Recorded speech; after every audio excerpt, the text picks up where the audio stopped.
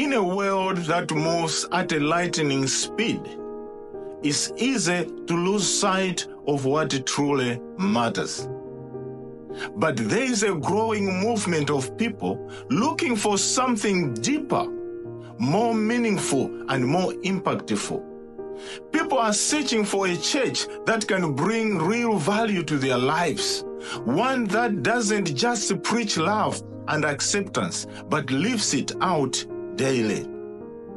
The call to action is clear. We must step up and be the hands and the feet of Jesus, showing love, compassion, and understanding to all who cross our path.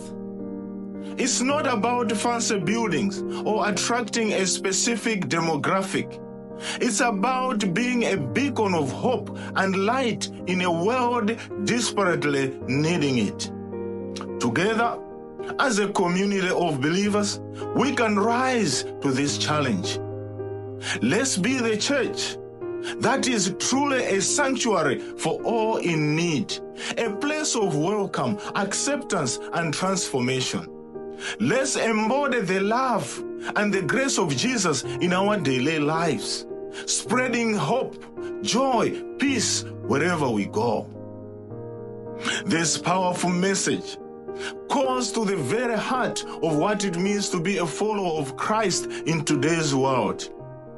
It's a call to action that challenges us to be our best selves, to love deeply, to serve humbly, and to make real difference in the lives of those around us.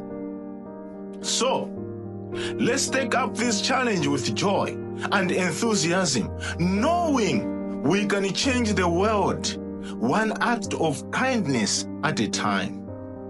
Listen to this. Brethren, many people seek a church that can provide value to their lives rather than one with fancy buildings or the latest technology. Younger generations prioritize a church's ability to impact their lives and the community over its doctrine positively. For single women, finding a church that treats them as equals is more important than finding an attractive male member in a church. For the jobless, a church that cares for their well-being is greatly desired.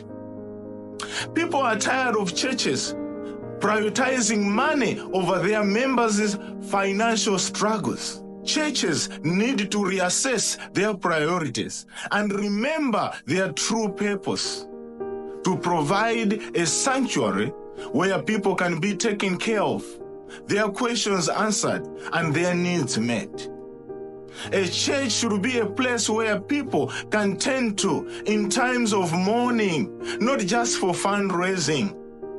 As followers of Christ, it's our responsibility to care for the needs of our communities and show them the love of God.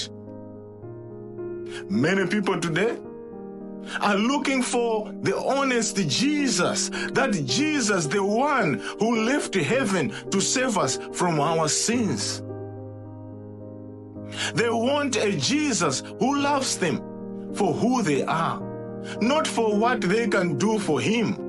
Unfortunately, some churches have lost their way and are no longer the sanctuary where people can find Jesus.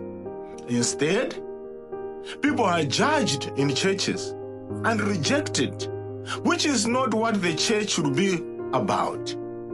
We need to return to the true purpose of the church and make it a place where everyone is welcome, regardless of their background or status or gender or positions they have in society.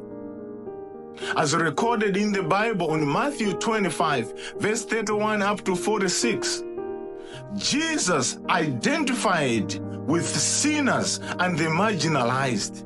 And as his followers, we should do the same.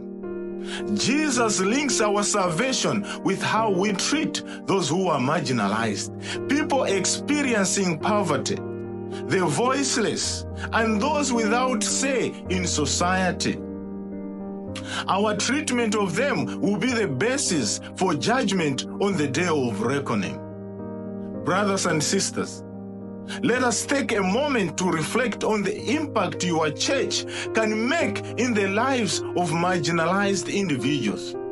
Consider whether your church is a haven where the voices are heard and represented, and where they can seek assistance without fear or judgment.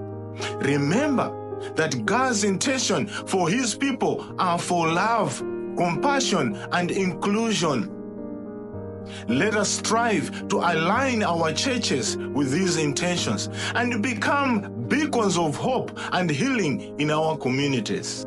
It's a high time we calibrate into what God wants.